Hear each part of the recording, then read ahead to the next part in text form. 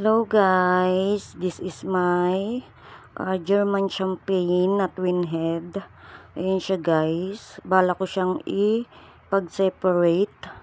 Then, ayan, pag-iwalayin na natin siya. At kagaya ng aking, guys, tandaan nyo yung aking twin head din na apple champagne naman. Ayan, pinaghiwalay ko din sila at okay naman. Okay pa ang aking apple champagne. Then, today is, ayan, naisipan kong paghiwalayin sila guys, kagaya ng aking apple champagne. Then, ayan siya. Hindi ko talaga siya winater kasi ganyan nga yung gagawin ko. At, ayan, i-remove lang natin yung mga soil at linisin natin siya. Ayan yung mga dry leaves niya sa pinaka ilalim. Ayan siya guys. Sobrang laki niya dati. Lumiit na nga siya kasi ayan, kagaya niyan dry yung leaves niya, lalo na dalang ko silang i-water. Then ayan, pag-iwalayin ko na. Dati is magkadikit talaga sila at nagkaroon na lang ng stem na ganyan. Then dito ko ikakat.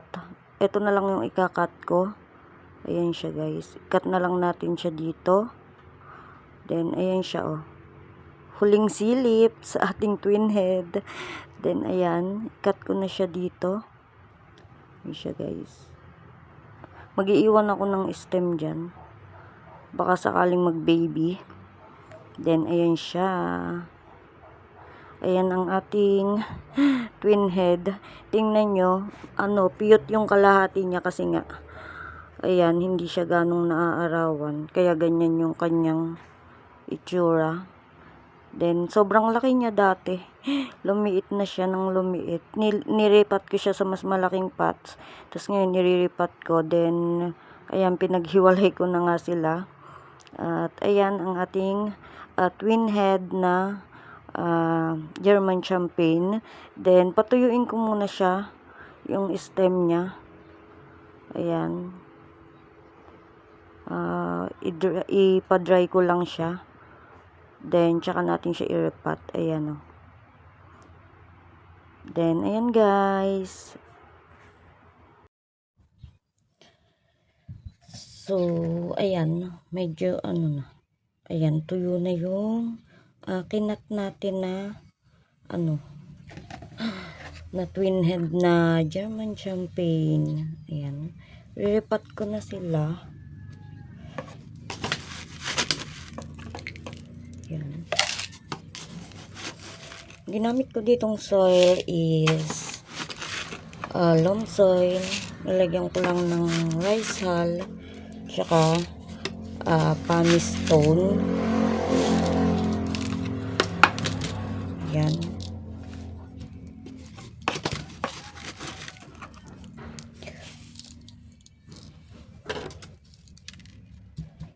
Ganyan lang.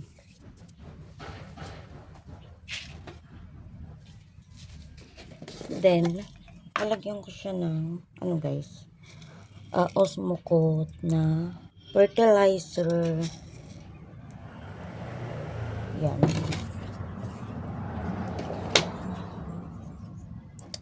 Ito munang isa. Yan. Medyo nakapaling na siya. Kasi nga, twin head. Then, hindi ganun naaarawan yung kabilang side. Then, ayan, ganyan lang. At, ayan. Ayan siya. Tapos, sa shaded ko muna siya lalagay hanggang maging stable. Tingnan nyo, dry siya. Hindi ko siya winater bago i-cut. Then, ayan. Lalagay ko muna siya guys sa shaded. After makarecover or 2 weeks, ayan, pwede na.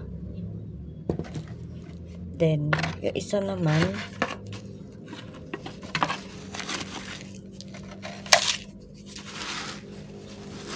Buti na lang meron pa akong soil.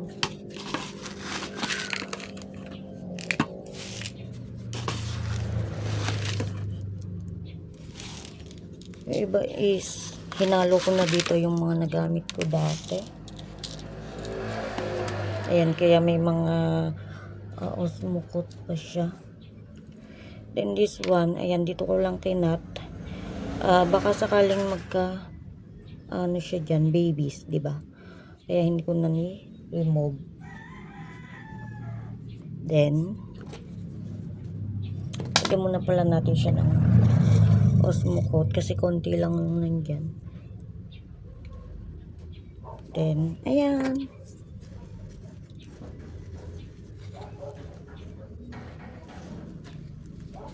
yan siya. Asog-asog ko pala. Yan.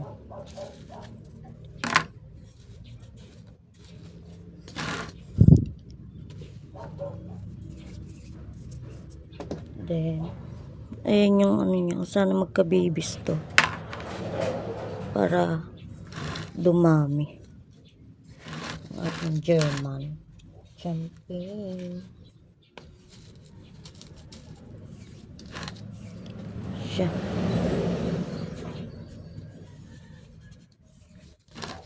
So, ayan, dagdagan lang natin ng konting soil. So, guys.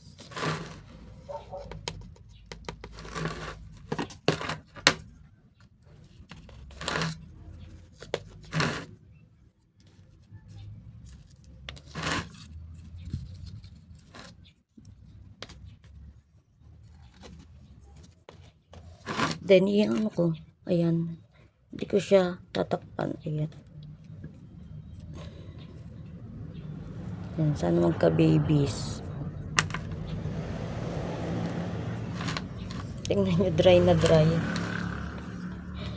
Hindi din kasi ko, yung mga tuyot na succulent ko is na-water ko na. Ito talagang hindi ko siya winater. Then, ayan guys, nairipat natin. Tsaka nga pala, may aayusin din ako. Ayusin ko din yung aking cream tea. Ayan, wait lang. Ayan siya, nairipat na natin. Ayan, cream tea.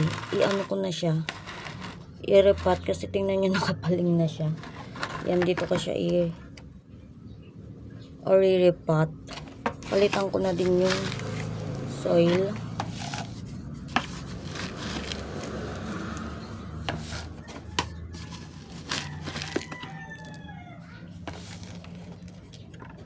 Ayan. Then, lagyan ko ng osmokot. Sinabay ko na dito. Ayan. Tingnan natin. Ay! O, tingnan nyo yung roots niya. Diba? Hindi ko na masyadong anuhin. Tatayo ko lang siya. Diba? Diba mas okay?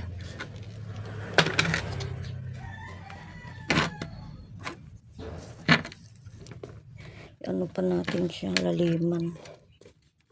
So, ayan, nakatayo na. Tayo na siya. May humawak. Kaya may fingerprint. Hindi na siya makinis. Then, ayan, dagdagan na lang natin ng soil. Nung una is nagmamasa siya. Pero tingnan nyo, ayan, once na maka-adjust sila, giging okay din sila. Then, ayan.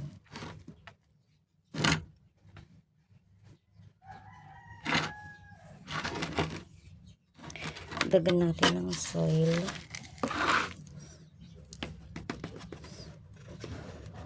Kala ko hindi siya makakasurvive. Pero, naging okay naman siya. Kasi Kasi ang daing niyang mashi talaga dati. Then, medyo matagal na din siya sa akin. Ayan, maganda ang mga cream tea. Sikin lang natin siya, guys. Ayan. Then, okay na. Ayan. So, ayan, nakapaglipat din tayo ng cream tea. Diba? At least, napalitan na yung kanyang soil. At nalagyan natin siya ng fertilizer. Then, ayan guys. Alis muna natin to. Then, ayan. Tapos, yung aking